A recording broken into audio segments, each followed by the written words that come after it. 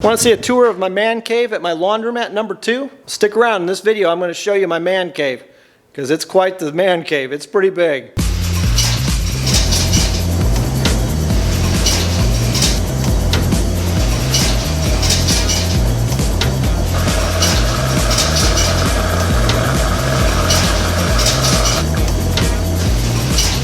Hear that?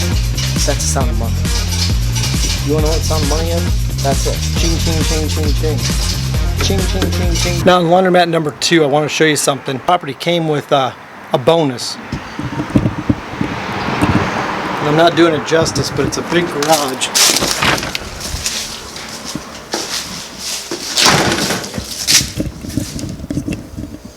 Now it's a big garage. It's 40 by 40 with 10-foot ceilings. And you see all this stuff, you're like, oh my God, that's a mess. Well, it was kind of like this when we got it.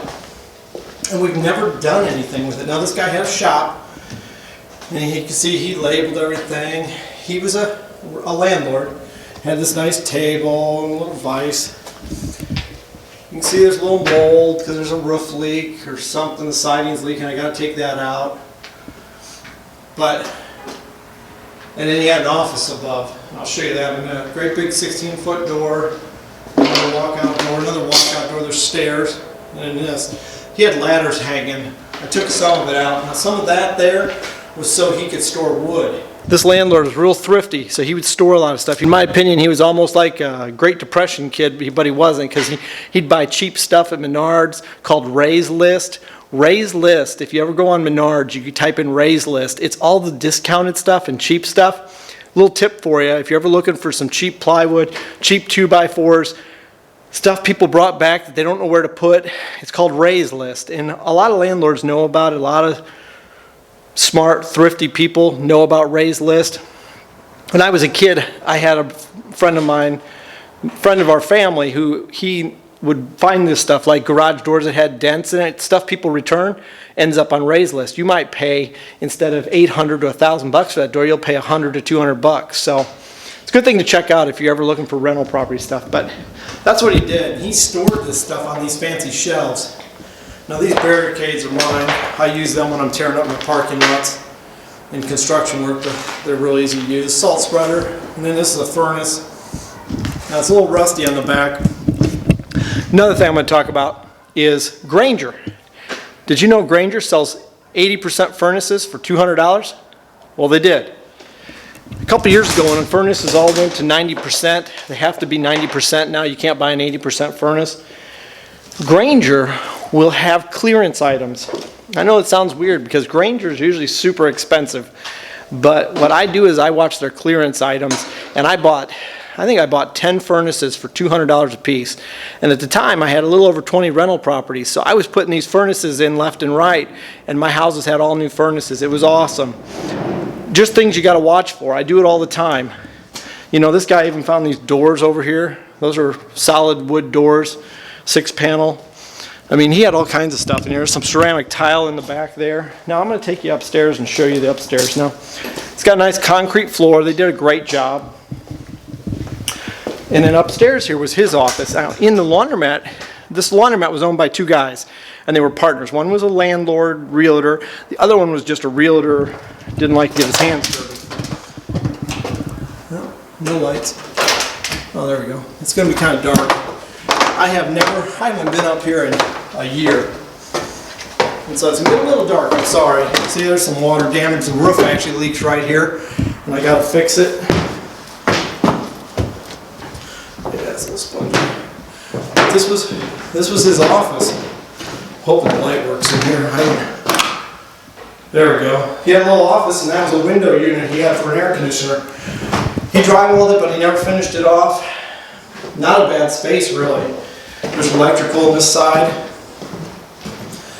Now, a lot of people would look at me and say, for God's sakes, look at all that room. Yeah, and they built this thing like a tank.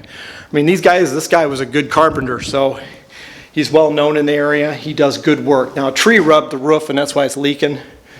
But what my plan is, put a window here, put a window down there where that and then put a window there, and may even put a dormer here and make this an apartment. This is what we call value add. The big kids call it value add because you'll run across property where they have these hidden gems. Sorry if I'm out of focus. They'll have these hidden gems, and this can make you more money. Now this is next to a college, so I literally, in this area, I know it sounds funny, but I don't even have to have a permit to renovate this. In this town that this is in, I don't need any permits. I needed a permit if I built this building, but to add this as an apartment, to make it legal, you don't need any permits. I know it's crazy, but I will have an electrician come in and do the electrical. I'll have a plumber come in and do the plumbing so that it's safe, because I don't want to have any problems. I don't just go in and, you know, willy-nilly stuff. But my plan is to make this maybe like a 2-bedroom apartment. And so you got the stairs, they come up right here, and then right here you could have a nice kitchen along that wall. Shorten that up a little bit, make that a bedroom. Maybe make that a bedroom, and then you got your living room, dining room right here. And I mean, this thing, I'd say this thing is every bit of 1, 2, 3, 4, 5. There's 20 foot wide, and it's 1, 2, 3, 4. This thing, it's 32 by 20. So it's a 32 by 20, so you're looking at 600 and some square feet. That's pretty good for a 2-bedroom apartment. Could make it a 1, I'd still make the same money, but a 2, I know people would put 2 people in here. And since I don't want to split the electric, I would just run it off the electric that's here, and I would just charge more rent. So normally in a 2-bedroom in my area, you're looking at 500 in this kind of a setup, 500, but I bet I could charge 700 or 800 with utilities provided, maybe even 900, especially with a college. And I'll get a couple foreigners that'll come in here and they'll just love this place. The laundromat's next door, and they got a dog wash. They could store their stuff in the storage units below, and then you got this apartment up here. So this is literally, after you take the utilities out of what little they're going to use, probably looking at $500 extra a month. So whatever my laundromat's making, you just add another $500 a month, and that's what this can do for you. So when you're looking at property and you see stuff like this, don't look at it like it's a headache. People do. They look at this and they go, oh, what am I going to do with this? When I find these properties, I love them because I know, try not to fall down, I know that I can make more money. So now we're going to come down here, and you say, well, what the heck are you going to do with this great big garage? Well, you know what I see? I see one half I'm going to cut off and use for myself, and the other half I'm going to make storage units. And you say, well, how in the hell are you going to do storage units? Well, to make it easy on myself, walk across here, I will actually flip those stairs around to the other side probably. And I may even get rid of them, but I could make that an entrance right there for the upstairs and wall it off and insulate it, or I could flip it around and put the door over there and make it the entrance for their unit. Get rid of that door because I don't need it, and get rid of that door. Literally, you could have one storage unit there with an 8-foot door, another 8-foot door, another 8-foot door, another one, and you could probably almost fit another one. So you're talking 1, 2, 3, 4, maybe 5 units across. And then you go, well, say they're 10 by 10s, so you come back about 10 feet, which is going to get you somewhere right in here. Then you put another door here, and the unit comes this way. The unit comes this way, right into the center. Then the other one goes that way. So you have, actually, you'd have 7 units. So I could have 7 10 by 10s. So I could have 7 10 by 10s in here. Now, what's beauty is we got this nice beam. I just build my wall right down that beam. Make it solid, put up nice solid OSB, and I don't want to do that. Make it nice and solid, put up OSB, you know, put metal on their side, insulate it, and then down here, I put a nice 10-foot door. I mean, this is a 10-foot ceiling, so I could get a 9-foot something door. I could fit my dump truck in here. I could fit my trailer in here. I don't have to store it at my house all the time. I could store it here, and I could insulate all this. And I wouldn't necessarily heat it, but since the unit above would be heated, I mean, this being insulated, I could heat it just a little bit. I could actually put a bathroom in down here and slave it off the laundromat. And I could even rent this out. In another situation, I could rent it out, put another meter on here, another gas meter. The only thing I'd be paying is water and sewer and trash. So that's another option, and I guarantee you if I did that for this little shop, I could probably make another 400, probably another 400 a month. So you take those 7 units, they're 10 by 10s. Let's say we rent them for 50 bucks a unit, which is super cheap. In my area, 10 by 10s are renting for about 75 bucks. Let's say I do 50. Let's say I do 60. That's 420 bucks more a month. Now let's say the upstairs is rented for that 800. I'm making 500. So there's 920. Say I rent this unit for another 300 bucks, 400 bucks. Heck, you're already to what, 1,300, 1,320? You could add probably another 80 to it and get to $1,400. So this building literally could make me another 1,400 bucks a month after the utilities are paid and stuff that people are using. So that's value add. They would take this property, and now that they're making an extra 1,400 bucks just in this garage, and they know that laundromat, let's say the laundromat's making 2,000 a week, 3,000 a week. Let's say it makes 2,000 a week, just for safe numbers. I mean that laundromat's making $8,000 gross. And I'm sorry if it's not focused.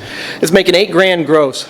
So then now this garage is making another 1,400. That means that this property is damn near generating $10,000 a month, $120,000 a year. That's insane. And figure that a third of that is your cost, like utilities, taxes, your insurance, and that kind of thing. 120,000 divided by 3, you're looking at $40,000 off that. So you're making $80,000 a year. Now at a cap rate of 5, like a lot of people like to be able to figure. Now at a cap rate, which is basically the way people figure, they want to be at certain cap rates to figure out the rate of return on the money they invested. Most people would like to get their money back in 5 to 7 years. That's what they want to get it back at. So $80,000 after the fact, now they wouldn't use your net, they'd use your gross. So if you're making $120,000 a year, 5 years at $120,000 a year would be $600,000. So this property on a 5-year return would be worth basically $600,000. Now let's just go with the net. At $80,000 at a 5-year, that's $400,000. I paid $130,000 for this property. And I haven't paid for it. Like I said, those customers that are coming in right now, and the reason I can't talk in there and I can't show you the laundromat because it's packed and I don't want to bother them. It kind of scares them.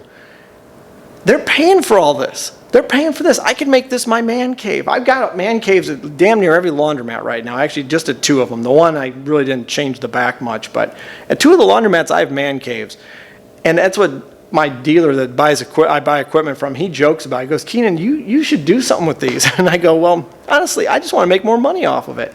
So that's what the project's going to be. I've talked about a mini storage build. I'm actually going to make units in here and show you guys how hard it is to rent them, how hard it is to get them built, and some of the tricks I'm going to do, because mini storages have shared walls. So I'll only spend money on one wall for 2 units. So it's kind of a neat trick how little material there'll be involved. Now, the walls aren't very thick. That's the funny thing. People think mini storages are like real tanks. Hell, they barely put up enough material to even keep one unit from the other. So people just don't realize that. But I wanted to show you this garage because I get a lot of questions, why don't you give us a tour? Well, at laundromat number 2, where I've been doing the change out, this is the big man cave in the back of the parking lot that you see me plow by.